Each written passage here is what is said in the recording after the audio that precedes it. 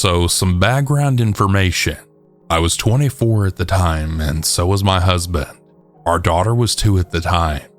We were on a road trip to go see family, and about 20-ish minutes outside of the town we lived was this big gas station with a wide variety of snacks. Whenever we go on a trip, we would always stop there for gas, drinks, and snacks, of course. It was the middle of the day in the middle of summer, so we pull in and my husband finds a pump to fill up at. We'd all gone to the bathroom before leaving the house, so I left our daughter in the car while he filled up and went inside to fill our water bottles and grab some snacks. Like I said, this gas station was fairly large for the area, but not huge or anything. The bathrooms and water fountain were down a fairly secluded hallway. There was only one cashier, and the line was kinda long. So I decided to buy the snacks first and then go into the hallway to fill the water bottles on the way out in case the line got longer. Meanwhile, my husband had finished pumping the gas and pulled into the parking spot right in front of the building to wait for me. But all of the windows were covered with posters and stuff, so I didn't notice. Anyway, while I was in line holding our snacks and water bottles in my arms, a couple of guys immediately get in the line behind me. They were tall. I'm like 5'10", which is pretty tall for a woman, and I'd estimate that they were at least 6 foot. They wore very nondescript clothes, khaki shorts, and blank gray t-shirts.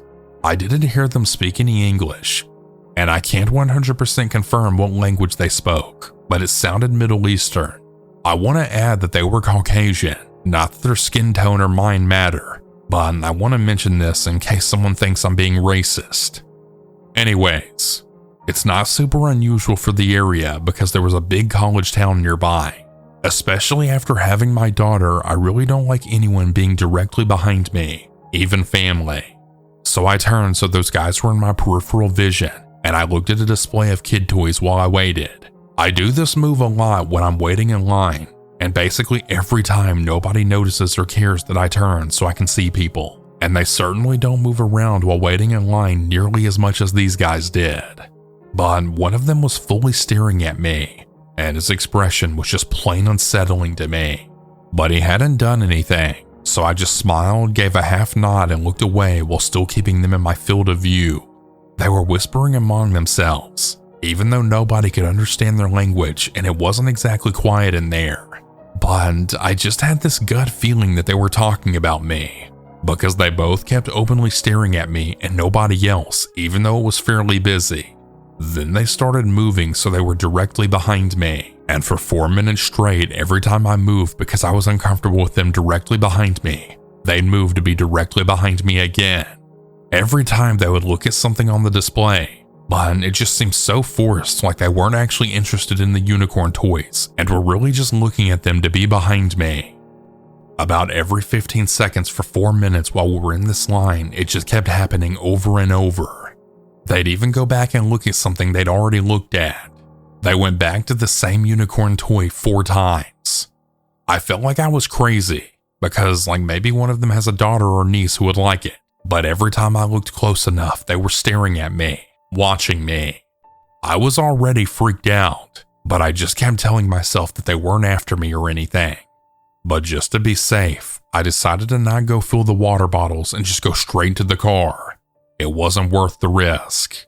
I was still 3 people away from the front of the line. There was some sort of issue with a membership card that held the line up, and more people had lined up behind the men. One was a middle-aged woman with her teenager, 13 to 14-ish if I had to guess. The woman saw my discomfort and how they kept getting behind me over and over, so she sent her teenager to see if the self-checkouts were open. At this gas station, it was a 50-50 chance they were. They went down a lot. Meanwhile, those men were getting closer and closer.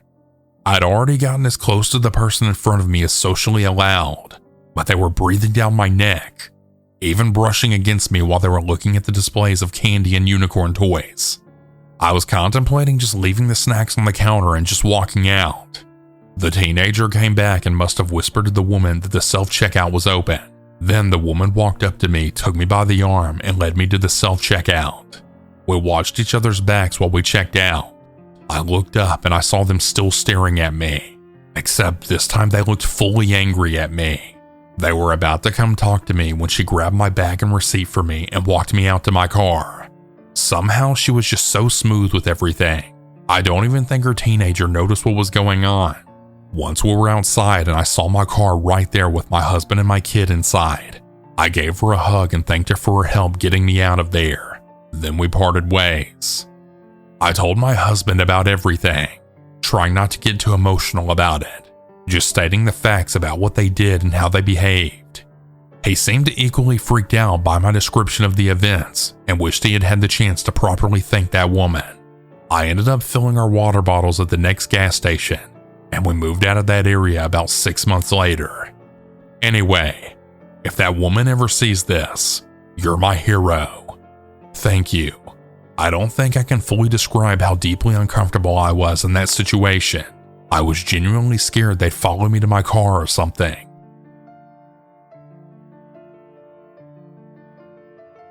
I was an 11-year-old boy walking home from school around 4 p.m. I was on an empty road and about 5 minutes away from my house. There are a few houses around and a couple of alleyways. As I was walking, a 19-year-old guy in a black hoodie was walking behind me. He asked me, "Excuse me, are there any alleyways around here?" Now, I was a dumb 11-year-old, and I didn't really see that as a suspicious question. I thought maybe he wanted to use it as a landmark so he could remember where he was going. I pointed one out that was very close by and continued trotting along. About 10 seconds later, I felt an explosion of pain at the back of my head and was grabbed and frog marched towards the alley. I realized that he had sucker punched me, and even as I was being frog marched, I remember just thinking that this must be some kind of a joke. Then we got into the alley. On each side was a fence with stone posts. I was sobbing a bit here, and he must have wanted to shut me up. So he pinned me against the fence, grabbed my head, put it against the stone post, drew it back, and then told me, "Just close your eyes." He then shoved my head towards the stone pillar in an attempt to knock me out. Luckily, I threw my hands in front of my head to cushion the blow, and I wasn't too hurt. He probably watched way too many movies and thought that would knock me out instead of just causing brain damage. He then decided this was getting too risky. The alley leads out into a common, so it wasn't that closed off. He simply just walked away and I ran back home. The police were called, and last I heard, he tried to do it again to someone else, except this time the child's father saw him do it, and he actually sat on him until the police arrived. No joke. I think we all know what his intention was.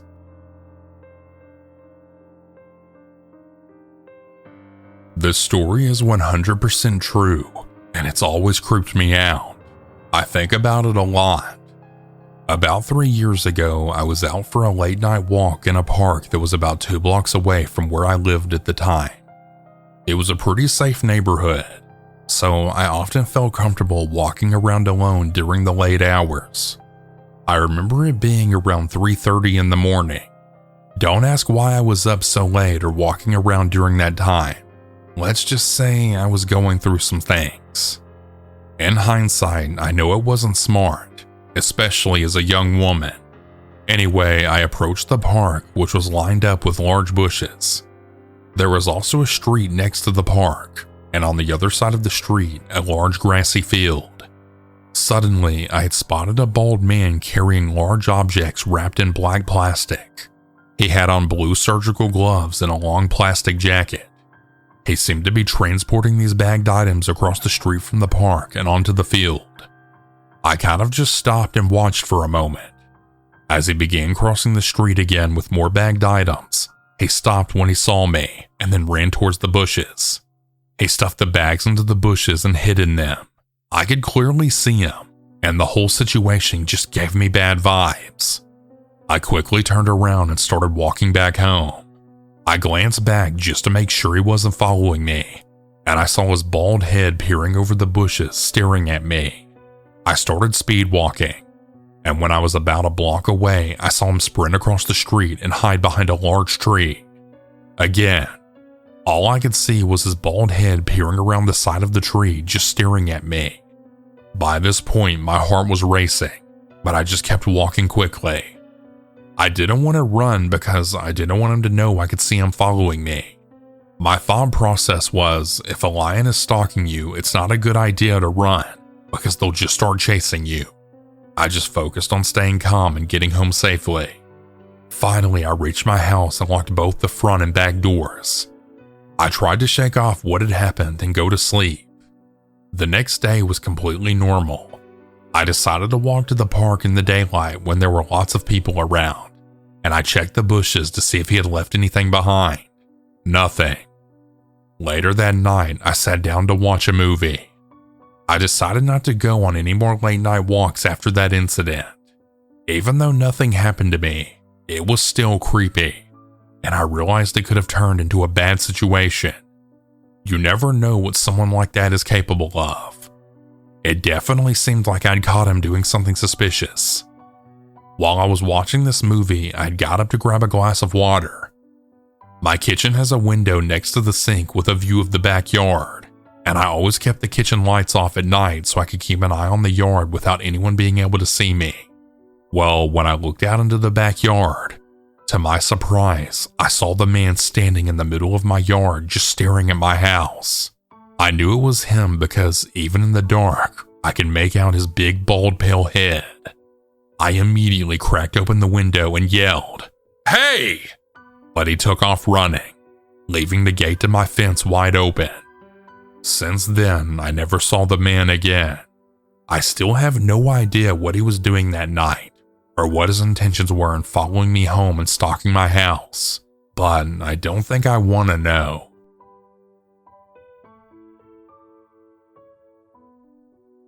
To give some background, this happened a long time ago when I was about 19 years old. I'm now in my early 30s. I had just moved from New Mexico to California and was residing in the San Diego area. I got a job at a grocery store, and my eye doctor was close to it. I had started seeing the eye doctor for contact lenses and glasses. My eyesight had always been extremely bad, so I'd go often to get my refills, etc. So maybe I overreacted, but to this day it pops into my head and creeps me out. The doctor looked a lot like the actor Lawrence Harvey from The Human Centipede 2, a fat older bald guy with piercing eyes. After about 2 visits, one day I walked in to get an eye exam, and he had me sit down on the chair and rolled me up to his wheeled stool, placing the large machine that switches the lenses onto my face and had me lean forward. He had started making small talk, like asking how old I was, what I did for work, and so on. I started noticing though, as he would talk to me, he was getting really close, and it made me uncomfortable. Then he had actually started placing his free hand on my thigh and just kind of leaving it there. At one point I said something and he responded back with, "Oh, I see. Very good. Well, you're a handsome guy, so not surprising." After I left, I booked a next appointment with the front girls at the desk and left home. Later that week, I got a text message from a number that I didn't know saying, "Hi, this is your doctor with the eye care. Your contact lenses are ready for pickup." So I assumed it was the office and just responded back with, "Oh, okay, thanks." Well, then the number responds back to me saying something along the lines of, "Yeah, so what are your plans this weekend? Would you like to come over and play some pool? I also have a swimming pool." At this point, I responded back with, "No thanks," and I ditched that doctor's office because I just felt weirded out. I never bothered doing anything about it, but I thought it was creepy.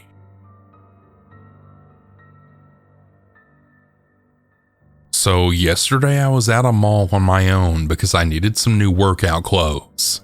I went to an outlet mall because it had some of my favorite brands. No big deal. It was really rainy, but it was a little bit busy. I went into the last store of the day and I noticed a guy was just staring me up and down. For reference, I'm a woman in my mid-20s. Anyway, obviously I ignored him, left the store, and then put up my hood to avoid the rain.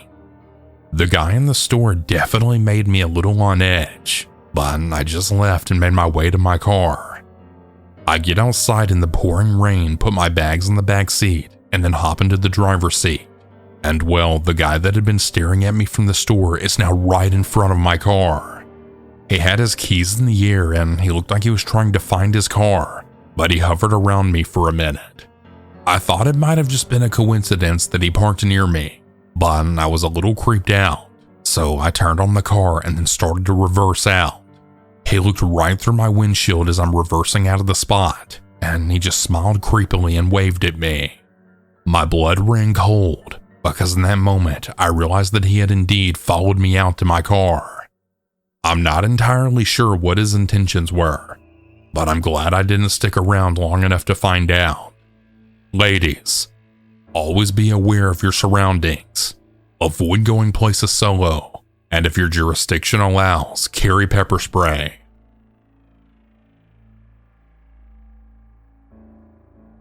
This is a story I haven't told anyone except my family, but it's been bothering me for years. When I was a child, our family home was divided into 3. One for my uncle and his 2 children, another for my mother and me, and the third which stood empty after my great-grandfather died. It was a large, ugly house that had been targeted by burglars before. The first time was before I was born. The second time I was 5 and I actually slept through it.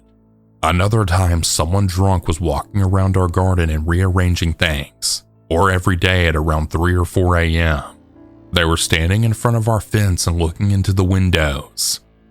When I was 7 years old, things calmed down a bit. My drunk neighbor went to jail, and with him, many of these types of incidents disappeared. I remember it was a big event because my family had finally allowed themselves to have animals. A neighbor was attacking other people's animals. We got 3 cats and a dog from a shelter. The other neighbors became calmer too, but I still felt uncomfortable. I was a nervous and fearful child, and after all these stories, I still didn't like being left alone at home. So there was an unspoken agreement that if my uncle or cousins were leaving the house for a moment, they couldn't tell me. It was so that I didn't have to be afraid. Unfortunately, my cousin, then 23, came to see how I was doing one day. We had chatted for a while, and then she told me she was going to the shop. Of course, I panicked.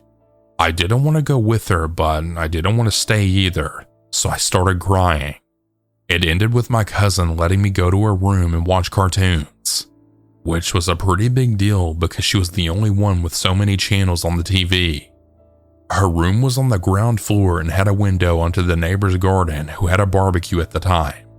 I remember she used that as another argument. If anything happens, open the window and shout to them. Then she left and I focused on the cartoons. I remember I had already watched an episode of Dexter's Laboratory and had switched to the channel that had the Barbie movie on when I had heard some sounds. At first, I assumed it was our pets, but the next sounds were more like footsteps, doors opening, etc. Did my cousin come back from the shop? I thought to myself, but I didn't even finish watching the Barbie movie. I remember being more angry than scared at that point and deciding to be quiet so that maybe it would take her a while before she threw me out of her room. But the noise was really annoying.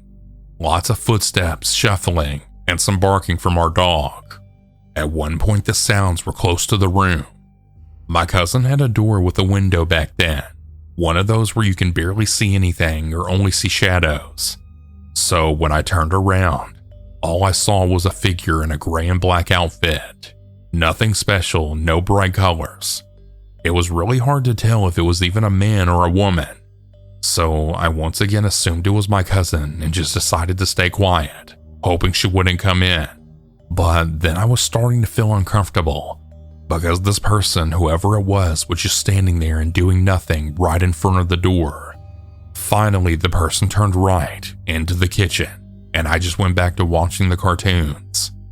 Only shortly after, what everyone probably expected happened. I heard our front door open and a loud, "Hey, I'm back," from my cousin. This time I also heard the sound of plastic bags. I remember suddenly being completely terrified, but before I did anything, my cousin went to the kitchen and nothing happened. No screaming, no fighting. I literally sat in a room, now with the cartoon sound turned off, listening. But it all just sounded like normal unpacking of groceries. Then my cousin came over and I started crying. I ended up telling her what happened and she called the neighbors. Together they searched the entire house, but they didn't find anyone. Nothing even looked damaged, and in the next days, nothing at all had disappeared from our house. The rest of the family found out too. We confirmed that my uncle and mother were at work and my second cousin was at school. The day it happened, we had found our cat sleeping in my great-grandfather's apartment on the second floor, but the dog was nervous and spent the entire search around the neighbors and whining. We never managed to solve it, but when I spoke to my cousin recently about it, she admitted that she had spoke to my uncle about it a few years after the event, and together they came to the conclusion that I must have just imagined something. That being said, I am 100% certain that I saw a person that day.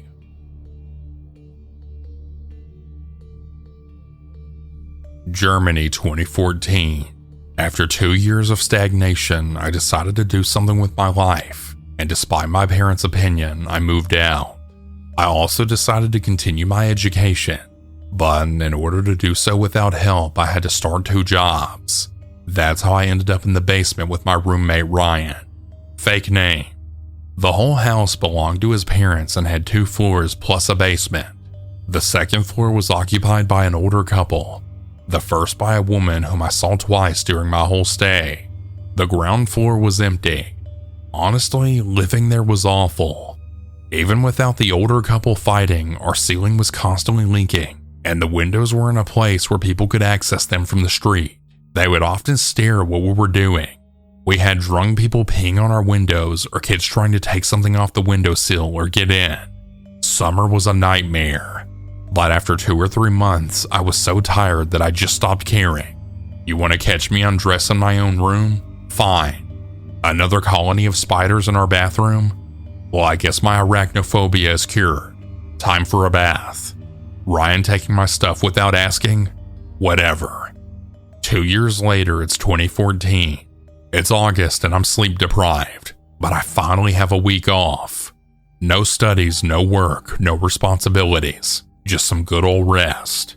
So I lie in bed and sleep all day, but around 4 p.m. I start hearing sounds. Lots of shuffling, slamming doors, and quick footsteps. Before I was fully awake, the door to my room had opened up. Someone grabbed me and started shaking me, saying, "Get up." Okay. I opened my eyes. My first and only thought? Ryan. This man looked nothing like him. Ryan had long black hair, was very thin, and always wore a green hoodie. This man was much taller, more muscular, and bald. But yeah, my brain saw all those differences and still thought, Ryan? I remember saying, "What? Can't you just see I'm trying to rest?" And then I turned on my left side. Ryan didn't leave though. He tugged me again, still saying to get up. I just said, "No way, man. I don't care what you did this time. Get out." Though it was probably a lot less coherent and understandable. Well, Ryan left, and I heard him moving around our house for a while and making noise. Then I fell asleep. 2 hours later, Ryan wakes me up again. He's panicked and basically just asks if I'm fine. I'm like, "What now, man?" Our kitchen in Ryan's room was destroyed. We also lost our laptops, my phone, Ryan's games and manga, some food from the fridge, and for some reason my notebooks and a cheap small Bulbasaur figurine that I kept on my night table. After this, police quickly arrived, and thanks to the neighbors and their camera, we had footage of a tall bald man entering our property after 3 p.m., spending a while hanging around front and then going to the back. The police were not too happy to hear my part of the story. They looked at me as if they were wondering how I managed to survive after so many years. Ryan's parents were even less impressed. They spent days complaining about me and making up a story about how I should have fought to protect the house. My parents tried again to convince me to move back, when after 3 weeks the situation only became even more irritating. That's when I packed my bags and actually did it. After that, I had a few conversations with the police. but as far as I know, the burglar was never found.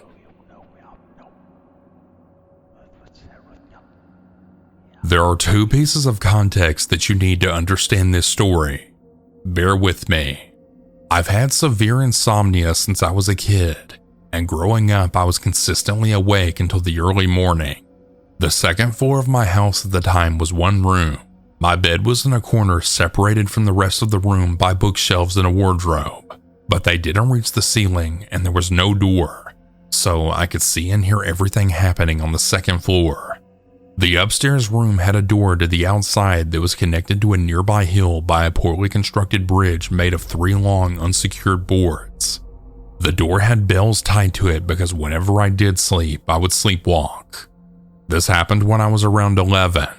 I lived in a very rural area in the house I described. One night when my parents were asleep, sometime in the early AM, I heard an aggressive rattling from the outside door.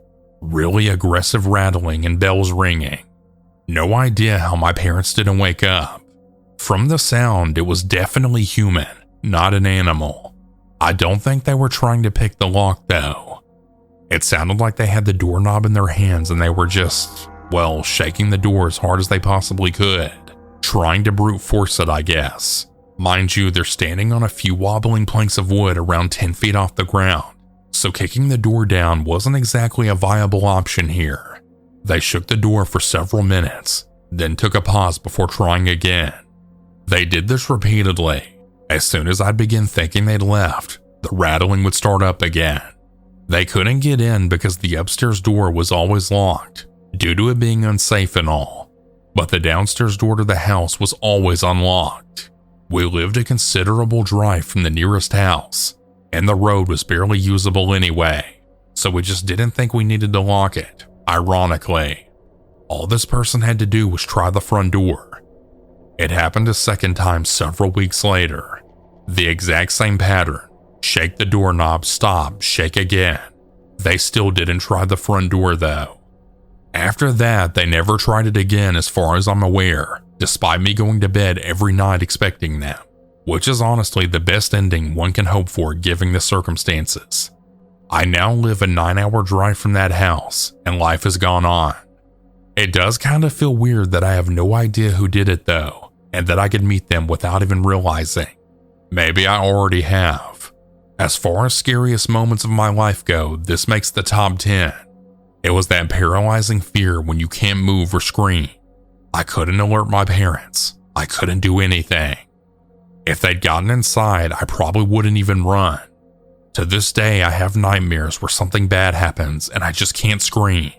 My parents still think I'm lying about all this. After talking with my brother, I found out that he was woken that night as well and heard it too. His bed was actually closer to the door, so he could probably hear it better than I did. Despite not having many people, the area I'm from has a high murder and disappearance rate.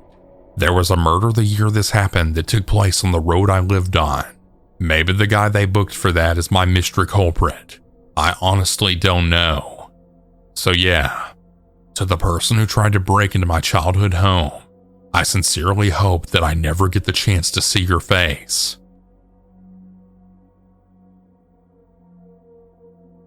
So me and my boyfriend like going out dancing on the weekend, which always ends with us stumbling into our favorite pizza place before joining the taxi queue.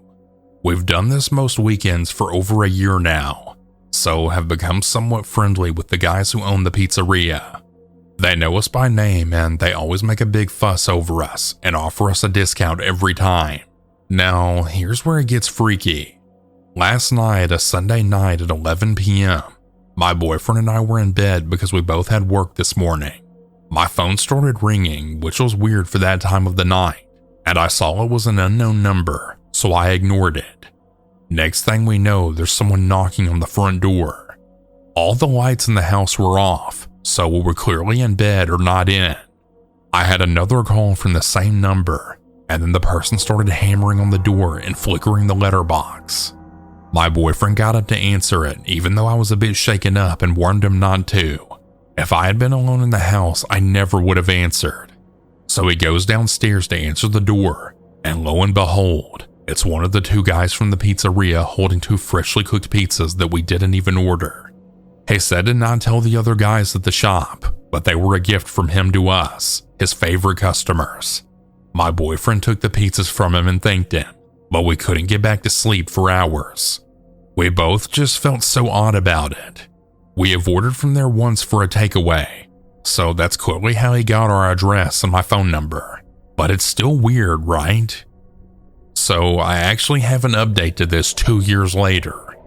After the night the guy turned up to our house, my partner and I went out for drinks a couple of weeks later and ended up in the pizza shop. We noticed that the guy who brought the pizzas wasn't there, and I assumed that he was out on a delivery instead. Before we left though, the manager came out on the back and said hello, and then apologized profusely for the guy's behavior, and he told us that he fired him. He was very thankful that we weren't boycotting the place, and I assured him we wouldn't because we really liked the pizza. I'm not really sure how the manager found out about him bringing the pizzas to our house, but I informed the manager about everything else that happened that night. Well, the manager was furious to say the least. He assured us that he wouldn't be letting him work there again, and my partner and I went on our way and went home. A few months later, we had moved to a different house, and we never heard from him again. That is, until he showed up one night at our new house. He was delivering food for Uber Eats. I didn't want to take it further because we hadn't really heard or seen him in months, so we just left it alone and went about our lives. But then about a month ago, I was going through my message requests on Facebook, and I saw that someone had been messaging me or trying to for months. I went into the messages and clicked his profile, and lo and behold, it was the same guy from before trying to deliver the pizzas. I blocked him immediately, and that was when I decided to report him on Uber Eats. I filed a complaint about him, and I haven't heard anything since. But yeah, I've got no idea how he found me on Facebook or how he knew my surname, but he did, and he tried to message me for months. So yeah, there's the update. Pretty creepy stuff if you ask me. This happened about 7 years ago in the summer of 2014. I went to a local college for a few years, and my two friends were back in town for the summer. All of our parents were home that night, so the three of us decided to drive around looking for a place to chill outside. We stopped at a local park right off the main road, pulling up this windy gravel road into an empty parking lot. It was a soccer field, so it was pretty open, and the field was surrounded by a tree line. We got up and walked a little ways into the field, probably about 150 feet from the car, and it started smoking and chatting. Now, this area is close to a pretty big airport, so there are always planes flying by, and this night was no different. At this point, it was around 9:30 to 10, so it was dark out. After less than 10 minutes, we saw another car's headlights pull up to the gravel road and into the parking lot. I noticed it was a pickup. It parked right next to my friend's car. The three of us didn't really know what to do and just kind of looked at each other. We looked very conspicuous and were a bit worried someone had come to kick us out. This was because the park was closed. The car turned off and two people got out and started walking towards us. We decided to just play it cool. They walked right up to us. They were a man and a woman who looked like they were in their late 50s, early 60s. The man wasn't wearing a shirt, and he had cargo shorts on and was wearing glasses. The woman was paler. She had blonde hair that was a little scraggly, and she also looked like she was wearing glasses too, but it was hard to tell, and they probably didn't have as thick frames as the man. It was dark, so I didn't get a great look at them, even though they were right next to us. The man then said, "What's up? Are you here to see the lights?" No idea what that means. We mumbled, "What do you mean by the lights?" "You know, the lights," he said. "They're all over. Can't you see them?" He then pointed at the sky, and I realized he was talking about the stars. "They're everywhere tonight. Look at the planes. They can't even get into the sky," the man said. As he was talking, he was looking at the sky, and he would just randomly get excited and shout, "Look, there's one now." We looked up and we just saw some planes taking off and landing. He was in utter amazement over this. He looked like he was breathless with wonder, and he had started wandering off by himself with his hands on his head, just looking at the sky and muttering. The woman stayed with us and had started talking about how they'd been tracking this movement for months. "Those stars are angels," she said. "They're getting stronger and stronger, which is why the planes are being forced to land." According to her, this night was the most active they've ever been. After a couple of minutes, which lined up pretty well with the woman's story, the man returned. He said, "You know what this means, right? Jesus is coming back. His angels are getting ready. The planes are already going haywire and are falling out of the sky." They were looking at the sky and just kept pointing out planes that would fly by the stars. All of them, because there were a lot of stars out. When a plane would pass by a bright star, they would get really excited and act like the pilot just escaped death. So yeah, the three of us are a bit freaked out at this point. They seemed pretty invested in the sky. So after a pause, my friend piped up and said we should get going because it's getting late. They exchanged friendly goodbyes with us. I shook the man's hand and the lady leans in to hug me. And I'm just like, okay, sure. And then she actually kisses me on the cheek. I got a pretty good look at her then, and I realized that she wasn't wearing glasses, and she had some of the most wild looking eyes I've ever seen. Open really wide with this piercing stare, and they were like a bright blue, almost silver. Just a very, very strange vibe. That little part stayed with me the most. But we left them in the field and walked back to the car, making sure they were still in the field on the way. We were pretty much quiet until we got back onto the main road, and then we all just said, "What the hell was that?" I had the feeling they were some kind of doomsday preppers or part of some fundamentalist sect, and that the man was probably on some psychedelics or something. The woman was more lucid. I hope she was the one that drove. They didn't seem aggressive or like they wanted to harm us, but also a little unpredictable. Regardless, definitely a strange experience.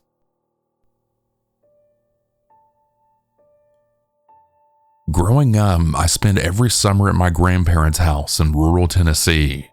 When I say rural, I mean their town was literally a cluster of homes with a singular one-lane road as the only way in and out. It was 45 minutes from the nearest freeway on-ramp, 30 minutes from the nearest grocery store, and an hour and a half to a Sam's Club or Costco. My grandparents still live there to this day and make that drive monthly. Yeah, fuck that. What I'm trying to say here is this is about as remote as it gets. I would play outside for hours on end and only see 2 or 3 cars pass by. It was around 11:30 p.m. and my dad and I couldn't sleep because it was an especially hot and muggy night. We decided to go for a drive on the curvy back roads that ran through the hills that I absolutely loved and still do to this day. There was a scenic access site that was just a clearing overlooking a cliff about 15 minutes from my grandparents' house. It wasn't very well known. It was down a narrow 2-track road with a couple of dilapidated trailers lining it every quarter mile or so. Due to the isolation and lack of any real police presence, the area was infested with meth heads during this time, and there was a local rumor that an inbred cult resided somewhere in the forest. Keep in mind, it was around midnight by the time we got to what you can loosely call a parking lot for the overlook. My dad has always had a bit of an intuition, and he asked me if I really wanted to get out of the car. That made me hesitant myself, but I saw the amount of lightning bugs that were out, and catching them was one of my favorite pastimes. Armed with a flashlight and a container with some holes drilled in it, we set off down the path to the cliff. We immediately heard sounds coming from the woods, then heavy footsteps. Way too heavy to be a deer, and there wasn't really a bear problem in this area. The woods were unusually quiet besides that. Then, we both thought we saw someone hiding behind a tree out of the corner of our eyes. Here's where the situation gets a bit freaky. Once we made it down the path to the cliff, we saw a figure of a man. He was about my dad's height, 5'10", but he was as thin as a rail. He couldn't have weighed more than 120 pounds. He wasn't there to admire the moonlight scenery. He was standing perpendicular to it, just staring off into the trees, perfectly still. My dad slightly nudged me in the direction of our car. As I started walking back, my dad had shined his light on the man. As soon as the light hit him, my dad gasped and then dropped the flashlight before literally picking me up and sprinting full force back to our car. And as we peeled out of there, I had no idea what the fuck was going on. That man's face, it looked like a melted candle, my dad said after a few minutes of silence after we had pulled out onto the main road. Apparently the man he saw had no nose, just 2 nostril holes in his face. The way he was described sounded like he might have been a burn victim. As we brought it up to my grandmother the next day at breakfast, she immediately turned pale. Apparently there was a meth lab explosion up in the hills a few months prior.